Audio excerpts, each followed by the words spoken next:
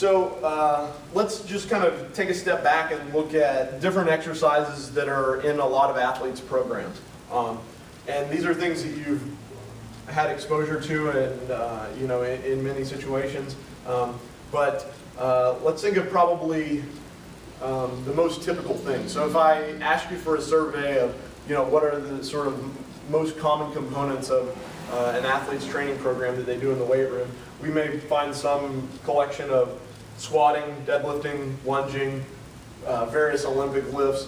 We want to include snatches, cleans, and all their sort of different varieties of snatches and cleans and jerks and all of these other Olympic style lifting things.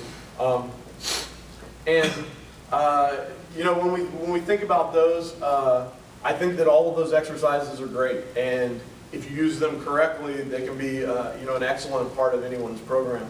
But one thing that I want you to think about in terms of the similarity in all of those is that they have a vertical or a vertically oriented force vector. So whether you're squatting, deadlifting, cleaning, snatching, all of these things, lunges, step-ups, the force that you're creating is vertical.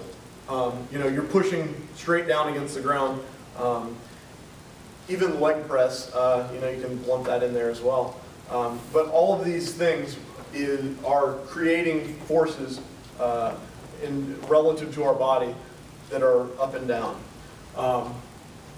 So when we think about these and in relation to improving speed and what we just talked about with the Morin study is, are these appropriate for someone whose primary goal is running faster? And what I would say is, yeah, they are. They're an appropriate part of their program, but if you only did those exercises, I think that you're leaving something out, and there's still a lot of area to be exploited in terms of making someone faster.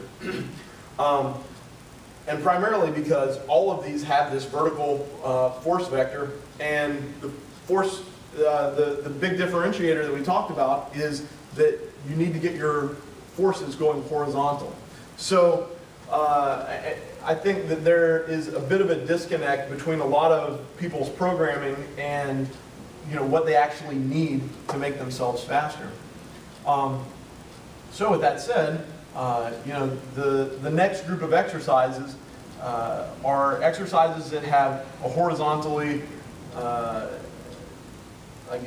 horizontal force vector relative to our body. So when I say relative to our body, you need to think that in some of these exercises you're going to be laying down, and so you're still going against gravity. You're moving the weight against gravity. So the force vector itself may seem vertical because you're pushing a weight up, but if you orient your body laying down, then the force relative to your body is horizontal.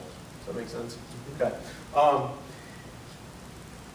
Also, within this, there's a little bit of a gray area because some of these exercises have what's almost a combination of vertical and horizontal force vectors, and it actually becomes kind of a rotating force vector depending on the segment of the lift that you're in. But let's just kind of look at these on an individual basis. So the first one I have is hip thrust, and with a lot of athletes, I tend to do this by putting their back up on a bench and their feet on the ground. There are other ways in terms of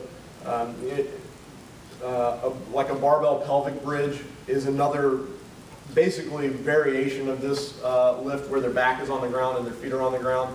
I've seen people doing it with their back on a bench and their feet on a bench.